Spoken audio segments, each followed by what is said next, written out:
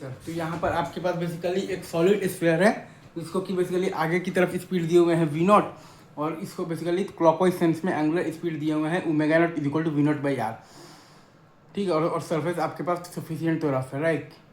तो और वो बेसिकली उसके आगे एक बेसिकली स्टेयर बनाया हुआ है जिसका कि हाइट है h, और h बराबर है आपके पास r/4। उसके आगे बेसिकली एक स्टेयर बनाया हुआ है जिसका कि हाइट है h और h बराबर है आपके पास r/4। और ये कंडीशन दिया हुआ है कि no slipping at the corner, मतलब कि कॉर्नर इज सफिशियंटली तो rough enough, right sir, is it true?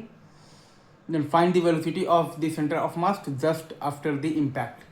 ठीक है, तो इम्पैक्ट के बाद बेसिकली जो सॉलिड स्फीयर है वो आपका बेसिकली पॉइंट पी के अबाउट प्योर रोटेशनल मोशन करने लग जाएगा, right sir, is it true? Impact के बाद जो आपके पास सॉलिड स्फीयर है वो बेसिकली आपका पॉइंट पी के अबाउट प्योर रोटेशनल मोशन करने लग जाएगा, राइट सर। इम्पैक्ट के बाद जो आपके पास सॉलिड स्फीयर है वो आपका बेसिकली पॉइंट पी के अबाउट प्योर रोटेशनल मोशन करने लग जाएगा, राइट।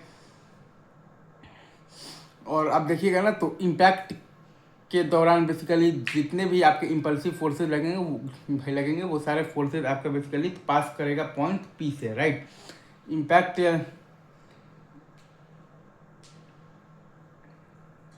इम्पैक्ट के दौरान जितने भी आपके पास बेसिकली इम्पल्सिव फोर्सेज लगेंगे वो सारे इम्पल्सिव फोर्सेज जो है वो आपका पास करेगा पॉइंट पी से, राइट। तो आप ऐसा कह सकते हैं कि पॉइंट पी के अबाउट वो सारे इम्पल्सिव फोर्सेज का टॉर्क जीरो होगा, मतलब कि आपके पास पॉइंट पी के अबाउट वो सारे इम्पल्सिव फोर्सेज का टॉर्क जीरो होगा, मतलब कि आप एंगुलर मोमेंटम कंजर्वेशन लगा सकते हैं पॉइंट पी के अबाउट, मतलब कि आप एंगुलर मोमेंटम कंजर्वेशन लगा सकते हैं पॉइंट पी के अबाउट, राइट। तो वही काम हम लोगों ने किया है। तो हम लोग ये जानते हैं लाइक सिस्टम का विथ रिस्पेक्ट टू ग्राउंड बराबर आता है आपके पास सिस्टम का with respect to centre of mass, और प्लस आता है आपके पास सेंटर ऑफ मास का with respect to ground. System का विथ रिस्पेक्ट टू ग्राउंड आता है आपके पास सिस्टम का with respect to centre of mass, और प्लस आता है आपके पास सेंटर ऑफ मास का विथ रिस्पेक्ट टू ग्राउंड। तो ये आपके पास आ गया है एम वी नॉट इंटू आ गया है आपके पास 3r/4, और प्लस आ गया है आपके पास 2/5 mr² इंटू आ गया है आपके पास v0/r। ठीक है सर, इज इट ट्रू?